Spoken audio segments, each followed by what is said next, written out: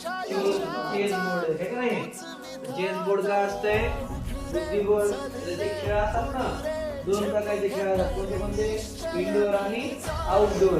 म्हणजे आता इंडोर आणि आउटडोर.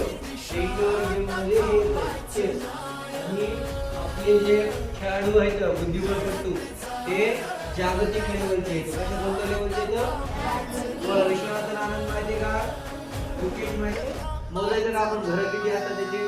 हे प्रत्येक घर आहे. घर एक रकान आहे ना, एक एक घर आहे. काय घर आहे? घर. किती घर आहेत बघा बरं? 1 2 3 4 5 6 7 8. 8 आहे बरोबर आहे. असे किती मोजा? 1 2 3 4 5 6 7 8. 8 गुणिले 8 किती झाले मग?